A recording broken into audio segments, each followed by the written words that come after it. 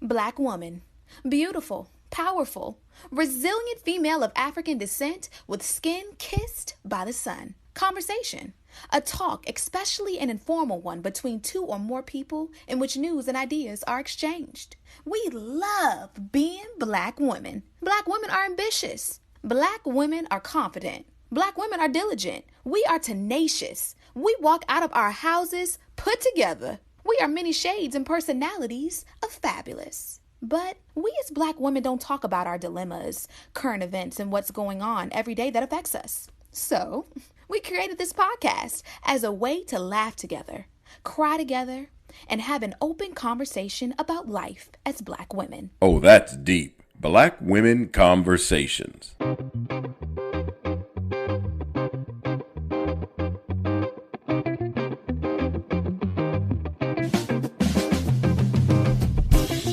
Hey, Nicole. Hey, Janine. How's your week been? So the week has been pretty dang on good. If I tell myself, I will say it started off good. You know, Harrison got sick at the end of the week. He was actually vomiting at the end of the week. I posted a picture of him sort of like wallowing around the house. I guess it was Thursday because he was actually vomiting. He vomited like 6 times. And I don't know what he got into. I think he must have eaten something, probably like an old like fry from the car seat or something. But he was vomiting quite a bit, even water, but he kept wanting more and more water. So I'm like, well, at least he wants liquids. And finally, at the end of the night, he fell asleep. It wasn't at the end of the night. It was like 7 o'clock. He fell asleep. And then at midnight, he woke up and asked for water because we put him in the bed with us. He asked for water. He actually drank that water and he kept that down. And then the next morning, we gave him Ritz crackers and he kept that down. So then we gave him some more water and he kept that down. Then we were like, oh, let's feed him some soup, right? And he was like, I want it. He says I want it when he means I don't want it. It was sort of weird, but like, I want it. So I'm like, okay, that means you don't want it. And I said, what do you want to eat? He said, bacon. So we made him bacon and he kept it down. So he had bacon and pancakes Friday. He kept that down and he acted like nothing had happened. Like kids are so resilient. They're just like, whoop, nothing happened. And then we brought him to the rodeo. And which is like, so the Houston rodeo, it's my first time going. I didn't go to any performances. And really the lineup isn't one that I was like, oh, I gotta go. You know, in the past, there's been a lot of good performances and no knock to the performance this year, but there's not a lot of like hip hop or R&B. There's a lot more country in the lineup than there has ever been before. So we weren't really interested in the concerts and we wouldn't have brought Harrison there anyway. So we wanted him to see some of the livestock and it's basically like a big state fair. So, you know, you get your smoked turkey leg, you get your, what do I usually get? What's that funnel cake. Is it a funnel cake? Yep, a funnel cake. I got a funnel cake and we had a sausage on a stick. You know how much we paid, Janine, for food? It was me, my mama, Harrison, and James. We each got a sausage on a bun, right? And we got Harrison a corn dog. And it's a long corn dog. I mean, it's like 2 feet long corn dog, right? And then fries. 2 things of fries between the 4 of us. And we got drinks. How much do you think we paid at the Houston Rodeo to eat? How much? Like $40. $40 for all 4 of us. That would mean that we paid $10 each. $10 each, right? Like you said, a hot dog, well, a sausage for each one of you, a corn dog, 2 fries. Okay, maybe $50. Maybe $50. Girl, we paid $114 for that. And the inflation? What? Correct. And literally it was like a drink because it's only like one size drink, right? Which is like, I guess like a 24 ounce. It's not a 32 ounce cup. It's like maybe like a 24 ounce cup. So there's one for all 3 adults. Harrison didn't get his own cup, but we got a bottle of water for him. And literally, I mean, we were sharing fries. The only extra thing we got was the funnel cake that we shared amongst us. $114. Girl. That's a reminder as to why I don't have kids. Listen, we only had 1 kid though. Even if we were taking out, the only thing we ordered extra for him was the corn dog. That's a lot. But would you have gone to the rodeo if you didn't have Harrison? Yes, because I would have wanted to see it. Because I've never been. I would have wanted to go. And it's just a big carnival, right? So Harrison got on the kiddie rides. Johnny, you should have seen me on this the kiddie bumper cars. There's a sign there that says if you're this tall, you can ride, but you have to have a supervisor on, right? If you're this tall, you can ride by yourself, right? So of course Harrison got to the this tall mark. So we standing in line. I'm his supervisor. Girl, we crunched in their bumper cars like sardines. Crunched in there. I'm smushing my baby in the bumper car. Hold on a second. So at first, when you first started telling the story, I thought that you were going to say that you didn't make the height requirement. And I was trying really hard not to, I was trying to figure out how I was going to not laugh, right? Because that would have been rude. And then when you said you were squishing the bumper cars, I was like, okay. I took a sigh of relief because I really thought that you were about to say you got all the way up there and they were like, no, you have to be taller. That's what I thought you were about to say. Very funny, Janine. No. I did. You were like, it said you had to be this tall and then you had to be this tall. And I thought that you were going to get up to the front and they were going to be like, you can't be the supervisor because you're little too. Shut up, Janine. Of course I wasn't going to say that. Now, there was one that had a weight requirement. And between me and Harrison, we had to be under 160 pounds. Well, I'm about that by myself, So I looked at that sign. I was like, baby, we can't get on this one. No poopy. We got to go to the next one. 160 pounds weight required. What kind of ride was it? Like a swing or something? Like what was it? It was like a little boat. It's like a little log boat. And there's like a river that you ride around and it takes you really slowly up this little hill. And the hill is like as high as my bed. It's not a big hill. And then you go down, you plunge down and you go back around a few times and then you get off. So apparently that ride had broken down several times and they were enforcing the weight requirement. And so I was like, yeah, I can't do that. I'm not going to push this. We're not about to squeeze in here and say that we weigh 160 pounds together, knowing that I'm 160 by myself. Harrison is like 28 pounds. We're not about to drown in the log river. I'm sure there's some leeway, but I agree. I wouldn't test it. Not for a carnival. If it was like a stationary situation, like you were at an amusement park, then maybe, but not at a carnival. Those things are I always think they're just thrown together and they don't take enough time to secure them. So now between the three of us, we each got on, meaning me, my mom, and James, we each got on rides with Harrison. Okay. So, but all the little bitty rides, I felt like I squeezed. And mind you, I did post some of these pictures on Harrison's social media and there's different pictures on my social media. But you notice that none of the pictures have me in a ride. Girl, because I look like a marshmallow squeezed in on those tiny rides. Did you put pictures of James and your mom on rides with Harrison? I put pictures of my mom, yes, but James didn't want any pictures of him on rides either. So we don't have any pictures of ourselves on the rides. See how y'all do, Miss Lisa? I'm going to tell her. She knows. She was sitting comfortably with him. We were the only people with our legs up or one leg crossed to get in stuff. No, not about to. It's not flattering. Is your mom shorter than you? She's 2 inches taller than me. Oh, okay. She's 5'1". So what did you do this week, Janine? I worked a lot. I feel like I'm just starting to get the rhythm together. You know how when you start something and you're it's still new, so you just kind of work. Well, I feel like I'm just getting into a great rhythm. And part of it is because my best friend got me the Remarkable tablet. Remember, I was trying to figure out what did I want to do? Did I want to use my iPad? Did I want to stick with a paper planner? Did I want to keep these notebooks? So I guess she got tired of me literally carrying around 3, 4, 5 notebooks. And she got me the Remarkable planner. And it's not a planner, it's a Remarkable tablet, right? And I was hesitant about getting another device. But let me tell you this, it is so worth it. And no, we are not getting paid for this. I'm not getting paid to talk about the Remarkable tablet. However, if someone from Remarkable is listening, I'm more than happy to do an endorsement because it's awesome. But I'm not getting paid to do this one. But it is literally everything that you would expect it to be. I can write, I can change what kind of pen I'm writing with, even though it's the same exact device, the actual pen itself is the exact same device. I can change what the writing is. Like I think it gives you ballpoint pen, pencil, highlighter, I think even like calligraphy. It's awesome. And it helps me because I don't have to carry around a bunch of notebooks. I literally can just push another button. It's another notebook, another folder, another quick note. Super simple. I don't have to search for where did I put it. I can just look at the titles, look at the folders. It's so much easier. It is so much easier. Best thing ever, Nicole. And I know that you're a paper planner person, but with Remarkable, you would love it because it still feels like you're writing on paper and you don't have to keep on, thumbing through like this. It's amazing. How is that different than like OneNote?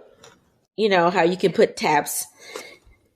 It actually is compatible with OneNote. So it syncs. Like I can either do it just like literally on the physical device itself, or I can connect it with my OneNote, which is why I thought that this was, remember when I was talking to you about this before, I was like, well, if I do it on my iPad, I can do the OneNote, but writing on an iPad screen is really just interesting. It's different. Like, don't get me wrong.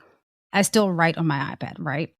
But it's very, very different because it's a different feeling and it doesn't have that backlight like the iPad. This is just like, I don't know how to describe it to you. I have to show it to you. But basically it looks like white paper. You can make lines. You can make it a grid if you want. It has a bunch of different templates that you can write within. It's perfect. You just have to try it. It's amazing. You know, it's funny because I bought James a smart notebook. I don't know if it's the same thing. And I have two of them, just yet to open the box.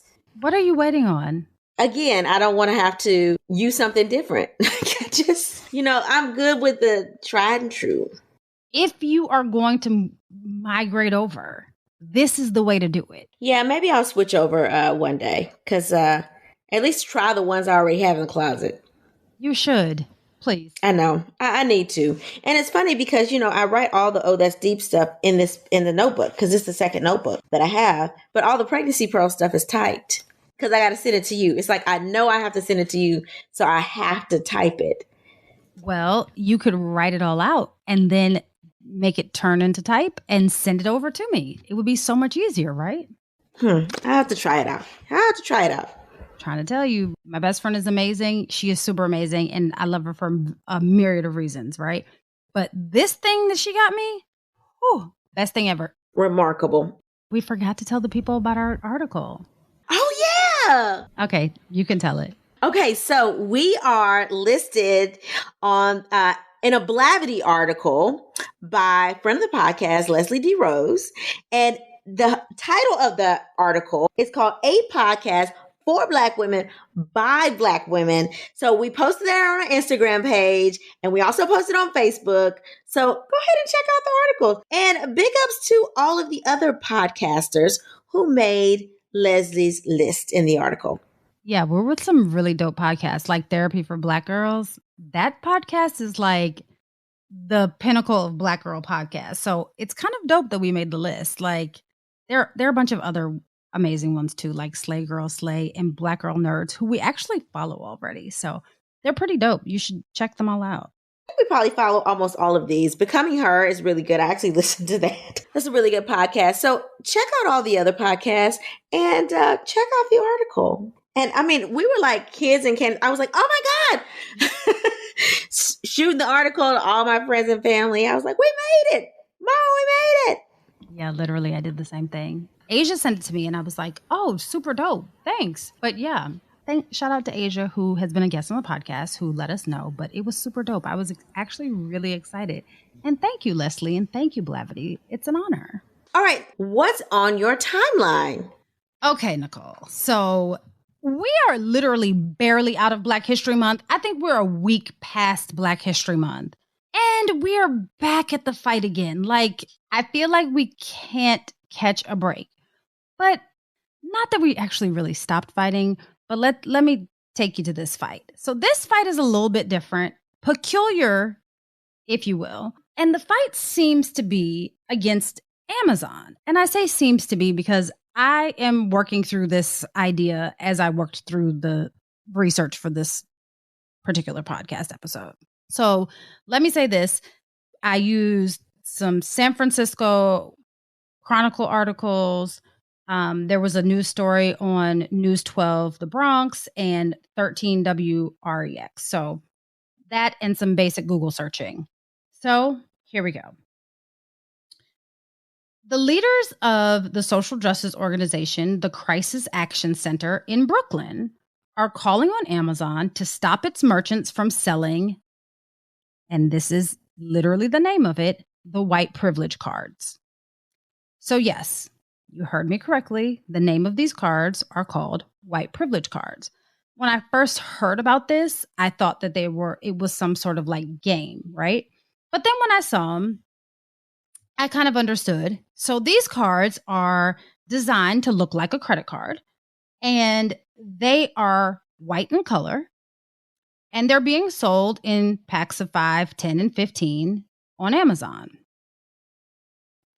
The card says, and this is what is actually printed on the card, white privilege card, and then it says underneath of that, as if it's a subtitle, trumps everything. And then it says member since birth, good through death. And it has the card holder's name listed as Scott Free, as in Scott is the first name, Free is the last name. It has a WP in the corner standing for white privilege, and it's in the bottom corner where you would normally see like a Visa, MasterCard, American Express logo, right? And ironically, or not so ironically, intentionally, I should say, the card numbers are 0045, 0045, repeated until we reach the 16 numbers that would normally be on a credit card. And the reason why I say that that's ironic is because it's essentially saying the number of the card is 45, which was also the number of Trump's presidency. So there are several variations of this actual card, right? Some of the cards look a little bit different. They kind of favor more of the setup of an American Express card. And some of the cards are what we would consider platinum, but they're called the Silver Spoon Edition. On the back of the card, it says this. This card grants the bearer happiness and success because it's the color of your skin and not the choices you make that determine your ability to be successful. So activists are saying that they reached out to Amazon, but they haven't received any response. But they're asking that Amazon essentially ban this card from being sold on their platform. So as you know, Amazon doesn't really own the merchandise that's on their platform. It's sold by merchants. Amazon is just the platform that's used. Amazon didn't respond, but the organization or the activists have filed an official complaint with the New York City Commission of Human Rights. So these cards are listed on Amazon by several different merchants, and they come at varying price points, and they come with some varying ratings. So some people only have 1 or 2 stars, and a lot of people have 4 or 5 stars. Some people are outraged, like the leaders of this Crisis Action Network, and others are pointing to the fact that it's in fact listed as a gag or prank gift, and there's no actual meaning to a gift like this. So some people are just brushing this off as basic ignorance, and others are completely outraged. Initially, I felt like, yes, this card was in poor taste, but didn't really think much else past that, to be very honest. I agree, yes, it was in extremely poor taste, but I thought it was a gag gift, and most gag gifts are in poor taste. But one of the reasons why I kind of just didn't really think much more of it is because there is also an official race card. And I take it that this is the antithesis of this white privilege card, right? So this official race card is very similar to the white privilege card, except it's black in color. And it says at the top, official race card. And as opposed to it saying trumps everything, it says 100% oppressed. And its numbers are 1865, the year of Juneteenth, repeated until we reach the 16 numbers, like the 45 was repeated on the white privilege card. And it has the same membership from birth till death, and the card holder's name is just a tad different. The card holder's name on the race card is listed as Scott Freeman. This is when I kind of started feeling like this is more than just poor taste and felt like it was just something that we needed to address. The back of the card reads this. This card grants the holder the power to make false claims of racism, to win debates, arguments, and claims of oppression, to look less stupid, claim future reparations payments, avoid punishment or jail time. And then it says the bearer of this card is granted privileges and entitlement above and beyond what white people have and those already granted by the U.S. Constitution. Again, I felt that this was distasteful, a little bit more ignorant. This one is the one that offended me. Not so much the white privilege card, but again, I can't say one is racist without saying that the other is. So I didn't necessarily understand the level of outrage that people were putting behind this, as I felt that it kind of more reflected the people selling it and the people who are buying it. And I didn't really think it was like a whole issue for society, because there are a bunch of other things that are sold, like Blue Lives Matter shirts and all of the other like anti-Black Lives Matter paraphernalia. I didn't see it as any different until I did some more research for this episode. And then I read an article about a story that came out of Jackson County, Illinois, where a sixth grade boy specifically, received a white privilege card from another student in school, which of course sparked conversation about race, and the school had to address it. So this is when I realized, now granted, I knew that it was an issue, so please, I don't think that I'm saying that I felt like it was excused. I knew it was an issue. I just didn't realize how big of an issue it was. But at this point is when I realized that this seemingly harmless, trivial card that really means nothing quickly became something that became traumatic and detrimental to a kid, right? So obviously now I've learned, as if I didn't already know, but it's now come to the forefront of my mind, that when anything seemingly harmless is placed in the wrong hands, it becomes an issue. So thankfully, the school sprung into action and used the situation as a teaching moment and held conversations with the students. And they were very intentional and actionable with this situation. And rather than, sometimes when schools address these kind of things, they make some statement and it's kind of performative. This particular school took this seriously. And they said, look, we're going to have conversations with all of the students, not just the sixth graders, not just this particular class, but all of the students. And they had a conversation, a meaningful conversation, to help the kids understand why this is something that is a problem. So while the school did a great job of handling this incident, it is something that could have been avoided if these cards weren't for sale, right? But who's to blame? Is it Amazon? Well, while I understand that Amazon is probably the easiest entity to go after because they're such a huge e-commerce giant, their sellers are allowed to sell other things that are very similar. So why pick this to go after them? And they're not the only big platform that allows their sellers to sell these cards. These cards are also on sale on eBay, Wish, Redbubble, Mercari, and Etsy. And on Etsy, you can even personalize the cards, which, let me tell you something, super disappointing. But again, how are you supposed to police all of your vendors or all of your merchants to not sell anything that's offensive to anyone? Now, am I defending these cards? By no stretch of the imagination. But where do you start, right? There's even an independent website that is by Joel Patrick. I think it's Joel Patrick's personal website. He's a black man, by the way, that also sells these cards, right? So even if we say, okay, Amazon can stop selling these cards, the people who are manufacturing these cards, they're going to find a way to sell them. So how do we combat this? At the merchant level, at the manufacturer level, at the point of purchase? Like, how do we do it? That's the thing that I've been pondering with since I first heard about this, right? I think that these cards kind of reflect the racism and hate that, we've talked about this before, that's kind of ingrained in the fabric of our culture. we have this tendency to vehemently deny that our country is racist. But this is the kind of thing that reminds us just how racist our country is. We can't deny how far we've come. But since 1865, there are some things that haven't changed. Like the fact that there are some white supremacists out here that really do truly believe that carrying around a white privilege card is just a token of exactly how they feel. We've come a bit away, but I think we have a lot more fighting to do. And these little things are little teeny reminders that we still need to fight. What do you think, Nicole?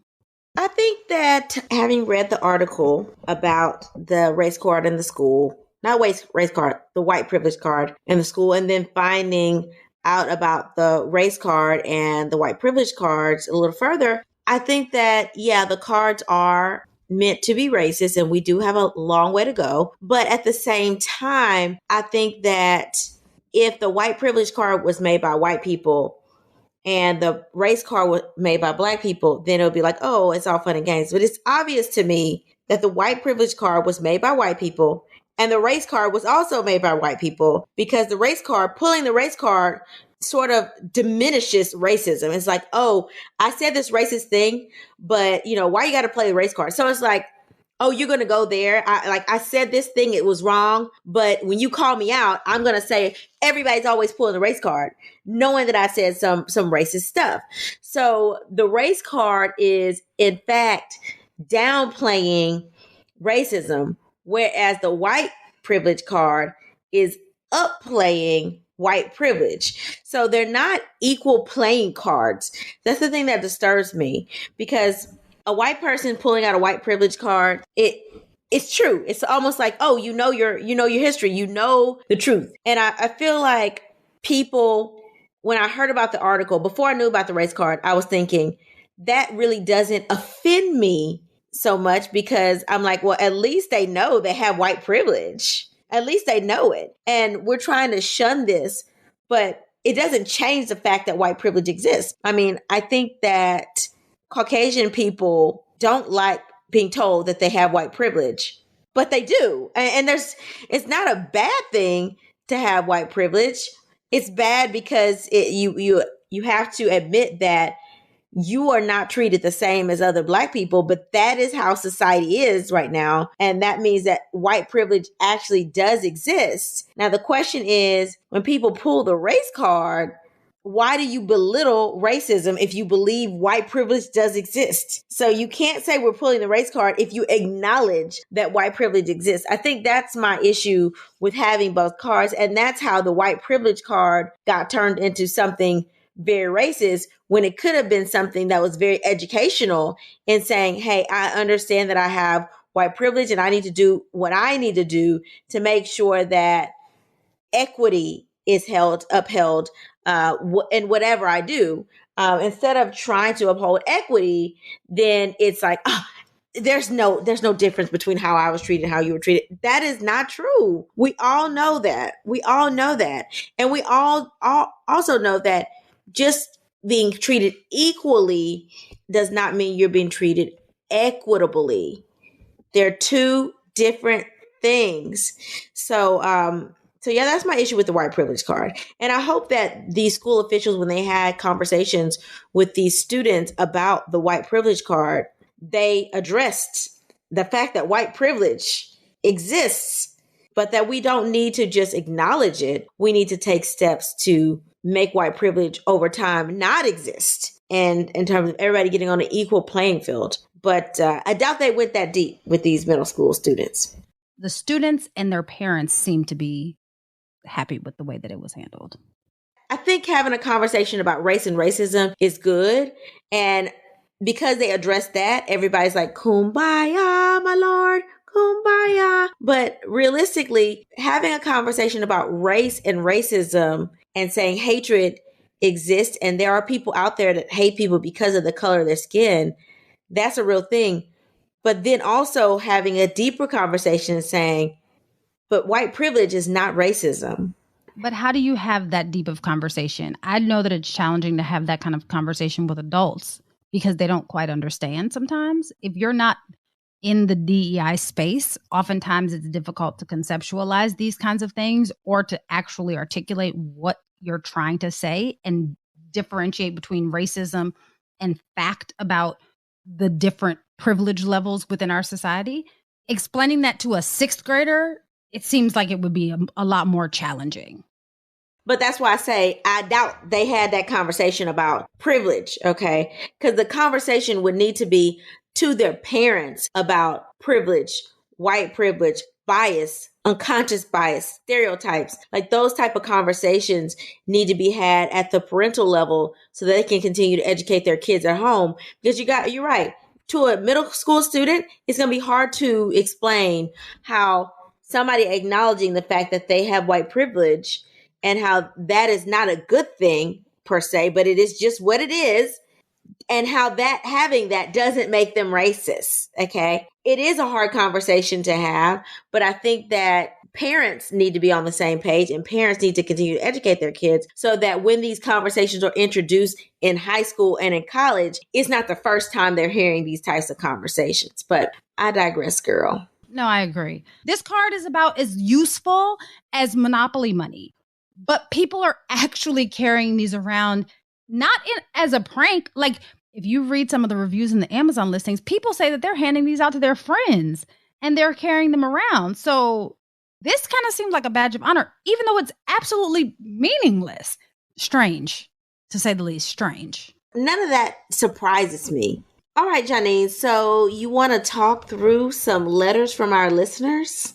Let's do it. All right. So the first letter reads, Nicole and Janine, I'm a senior college student at Yale, where I will graduate in May with a degree in criminal justice. My plans are to go to law school. I've been accepted to several places, but I chose to attend Harvard Law. One of my white classmates also wanted to go to Harvard Law, but he didn't get accepted, so he plans to go back to UCLA Law instead, which is his home. One day, on a rant, he told me that it wasn't fair that I got accepted with nearly the same grades as him, but he didn't get accepted. He told me that affirmative action gave me Black privilege, and that's only gotten more favorable for me since the death of George Floyd. I was so upset that I became speechless and started crying. I guess he forgot that I'm a student body leader, or that I made a 170 on the LSAT and he made a 149. For reference, 120 is the lowest, 180 is the highest. Yesterday, he sent me an email apologizing, but I'm not sure how to respond. This was one of my study partners for most of my classes over the last 2 years, who I considered a friend. How can I move forward and educate him about his white privilege? I'm really taking a deep breath because I've experienced this almost literal exact same thing before, and I'm trying to remember how I felt outside of anger and frustration. Right now, there are a lot of white people, and please don't write me if you're white, because if you're listening to this podcast, it's very likely that you do not fit into this category. But I'm going to say this anyway. There are a lot of white people who have squandered their white privilege. And because they can't understand why there are Black people who are doing better than they are, they like to blame it on affirmative action. Let me explain something. Affirmative action did not make an equal playing field. That's not what happened. Affirmative action was something that literally just helped. Didn't solve any problems. It didn't take any opportunities away from white people. It literally was just helping us get closer to the same starting point that our Caucasian counterparts were starting from. It did not get us to the same starting point. So the hard work and the effort and the LSAT and the years of schooling that you've been through at Yale and prior to Yale, that's what got you to get into Harvard Law, right? Not the fact that you're Black.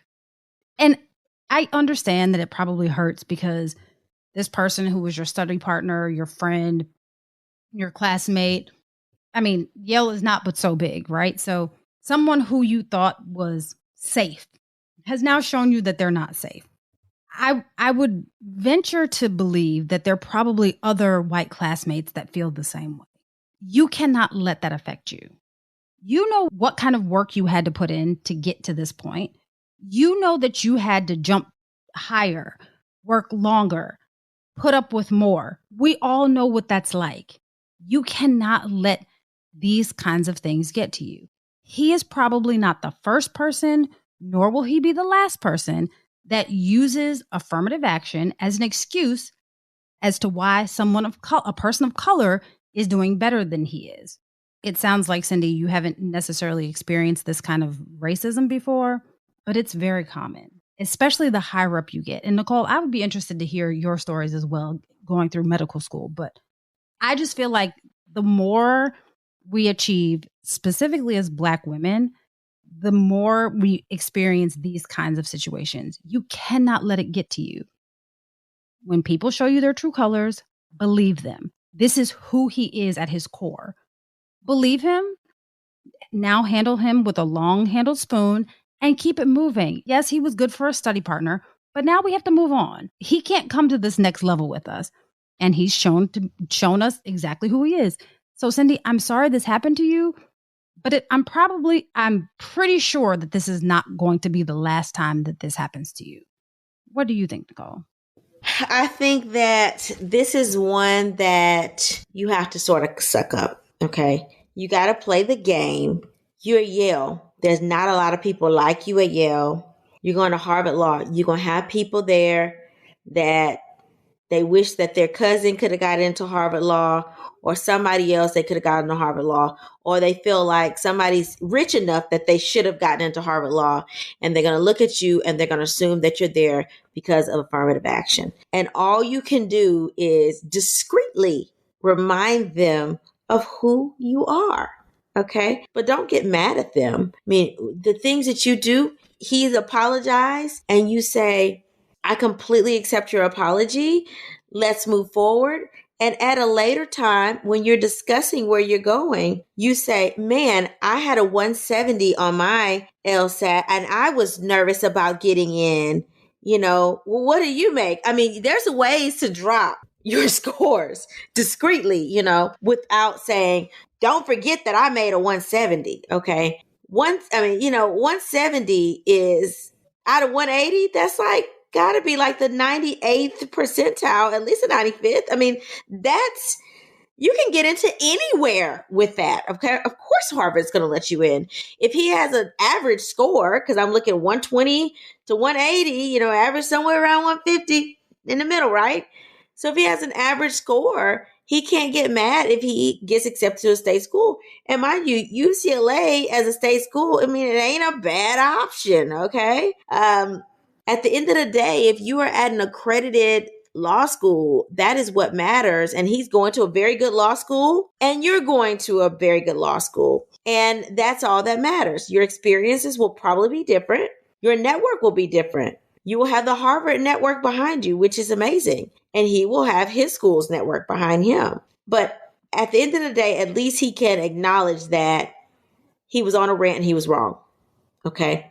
Now, I'm a firm believer in drunk man don't tell no lies. So if he was drinking, he told you that, he probably wasn't lying. If he was on a rant, he meant what he said, but at least he knows he should have checked his mouth and checked himself. And that's more than I can say for a lot of my personal colleagues. Okay. Because when you're in these, programs, master's, doctorate programs, you're going to meet people that think that they deserve more. Why? Because they were at the top of their class and they don't understand why all of a sudden they're considered average. Okay. You're going to get a lot of that, this entitlement that people have of all different races. You're going to get that. But the way you handle that is you handle it gracefully. And I will say this, let that be the last time somebody makes you cry. The very last time. You don't give that anybody that much power. And if somebody upsets you, I mean, you're at Yale. You can't clap back, roll your neck and doing all this stuff. You can't do that. But what you can do is say, let me excuse myself. And you walk away because you don't need to let somebody have that much control over your emotions. And they honestly, if they're being disrespectful, they don't deserve your time either. You can say, I don't have time for this right now. and excuse yourself. Okay. He apologized. You acknowledge that he apologized, and then you move forward, and you can discreetly in other conversations talk about how amazing you are. But let this be a lesson to let you uplift yourself when you are in mixed company. There's a way that we have to subtly brag on ourselves to remind people who we are and to remind people that we deserve a spot at this table, not just because somebody gave us a chance because they're giving Black people chances this week, but because, hey, I am great. Hey, I am a leader in these organizations. I did have this GPA. I do have this LSAT score, or wherever you're going to school, if you're listening to this. You can subtly let people know how great you are. And let's say you are there for affirmative action. Let's say you are there and you realize that the people around you did do better than you. It doesn't matter. All you can do is do the best that you can from that point on and move forward with excellence. Okay. That's all you can do. But this person, he needs to stay thinking he's your friend. At this point, he owes you, right? He showed himself. He owes you. But I would keep my enemy close. That's what I would do. And I would graduate and I would go on about my business. Now, I wouldn't be calling and texting him later, but I wouldn't create more hassle for me before I graduated. That's my opinion. And those are the kind of circles I have to move around in terms of ignoring ignorant people, because you're going to face them. I agree. Two things that you said, Nicole. One, I forgot that you were crying, Cindy. So Nicole is 100% right. If you have to go in the bathroom and get yourself together, do not let these people see. Don't let them realize that they shook you. Don't allow them that kind of headspace. And then number two, the thing that you said is, you said that you would still be friends with him. Now, Nicole, you and I have had these conversations before on this very podcast. I like to get the people out of my space. I want you gone. I don't want you lingering around to talk about how affirmative action got me to where I'm going. I don't like the bad PR, right? Like, I don't like you trying to spin my narrative. I want you outside of my space. I understand the value of maintaining that kind of relationship with someone who you know probably doesn't feel the way that they should about you. I get it. The whole keep your enemies close. But in situations like this, specifically in academia and work instances, I'd rather you just go on, move on about your business and get out of my space. This is going to be a person that's around you forever. You're going to be involved in an alumni association. You're already a leader in the student body. You are going to see this person in the future. The professional networks are small. I mean, there are people that I went to med school with that were acting crazy that I thought to myself, I'm never going to see this person again. And you know what these people are doing now? Hey, we need a women's health advisor on our board. I mentioned your name. I thought you'd be great for that. Hey, we need somebody in the DEI space. I thought you'd be great for that. These are people that will eventually reach out. But I would say I am one that doesn't burn bridges. So for me, I'm going to say, keep it cool, be discreet, and move forward. I wouldn't hee ha ha with them on the phone all day, but I would move forward. And I will say this, if you think this person is really close to you, once you are over the hump, you can say, you know what, can we have a conversation? It really hurt my feelings when you said this. And that made me think that you didn't acknowledge the fact that I had a 170. And you can tell him, it made me think that you forgot that I'm a leader in this organization and that I had a 170. Affirmative action can't get me a 170 on the LSAT. It can't. And you can say that and let him say, you know what? I was being a complete a-hole that day and I'm sorry. I shouldn't have said that. And then you can say, lighten it up. You know, at that point, you lighten it up and say, yep, I know you were being a-hole. So I'm going to give you pass on that one this time. And you move forward because this person may be somebody down the line that you are in the same circles with professionally. I'd rather just let you stew on how you think I feel about it. Because he apologized, so he knows that he was wrong.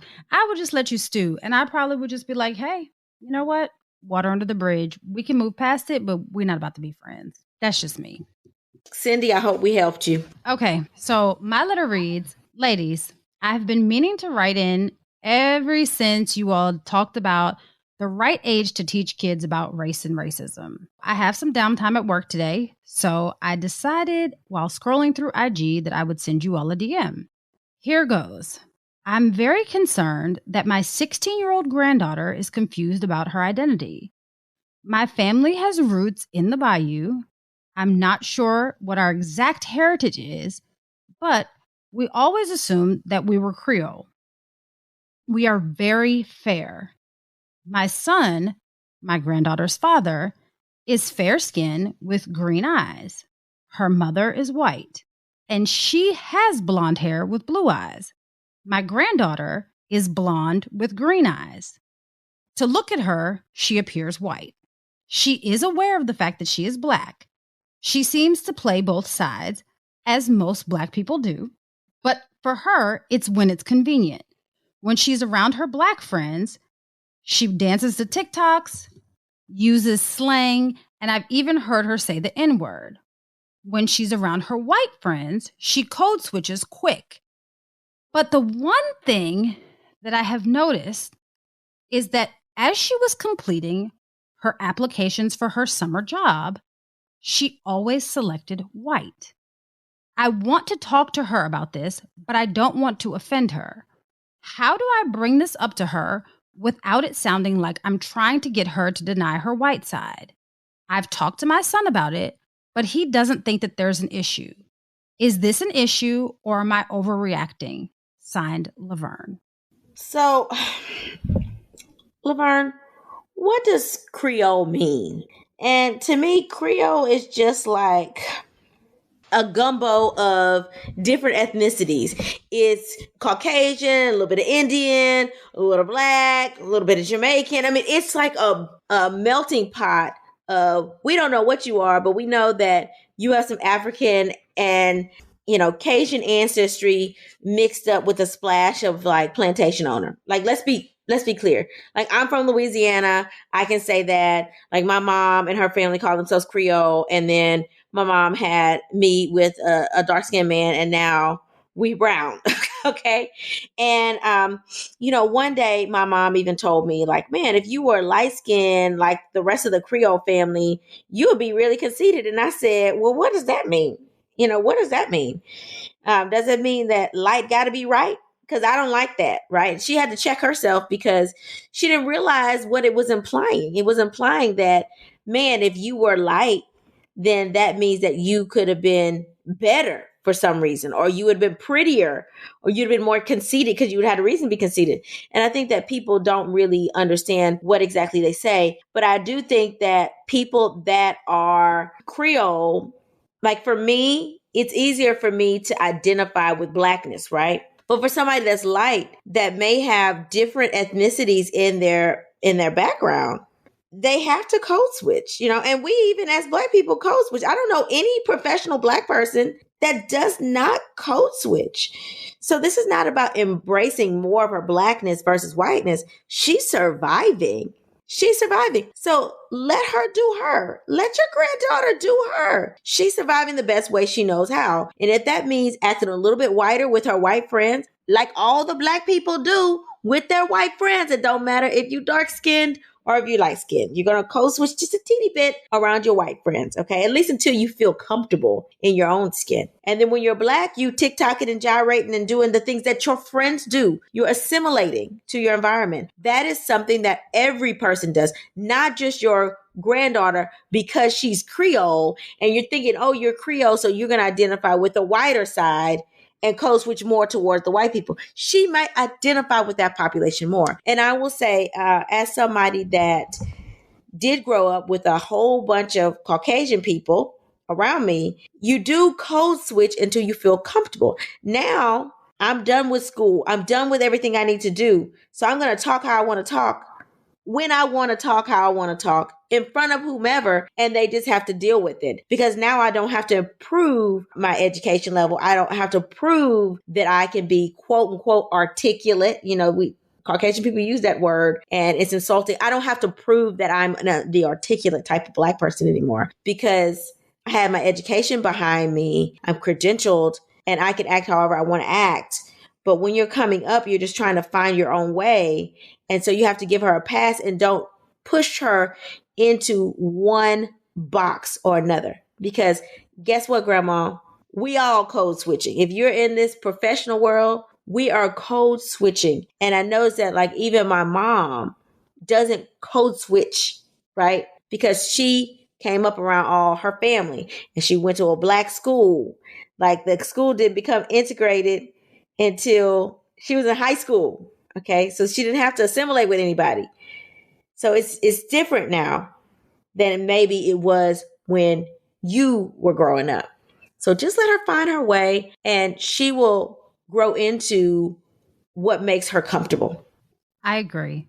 I think that Laverne, not for nothing, but you didn't tell us how old you were, but based on your name, I think that you probably came up in a very different time than your granddaughter is coming up in. And to be very honest with you, I think she's smart.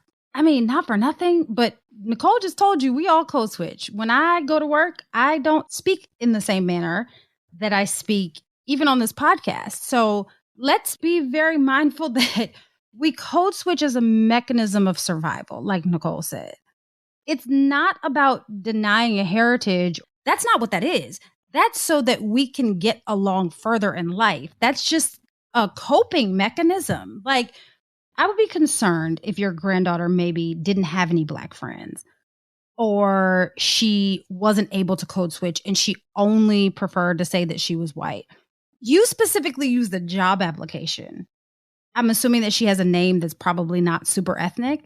It's probably smart for her to use her white privilege in this situation to get a job. Why not use what's going to benefit you in each specific instance? I'm confused. Is that a bad thing? Am I reading this wrong? Did you take that as something negative, Nicole? I took it as that she wanted her granddaughter to identify with her Blackness. That's what I took it as. And I took it that she felt a little bit taken aback because her granddaughter acts one way with one group of people, Caucasians, and another way with her Black friends, but that she's looking like she's identifying mostly more so with white people, and she's not living in her truth. So maybe her grandmother was a little bit offended, but again, that's not a reason to be offended. Okay. She's showing that she is diverse in that she can assimilate with this group and with this group, and she can identify and communicate with multiple different ethnicities. But I would be interested to know why Laverne is so particular about this, because she said that her granddaughter is blonde with green eyes. Unless she has some sort of like 4C hair, most people would make the assumption that she was white anyway. So maybe you do have a conversation with her. Maybe the conversation is, hey, I'm just curious as to why you do this. Don't come to her in an accusatory way, because maybe it's something that she's experienced before. I just feel like maybe your granddaughter has she's thought this through and she has a reason for doing it.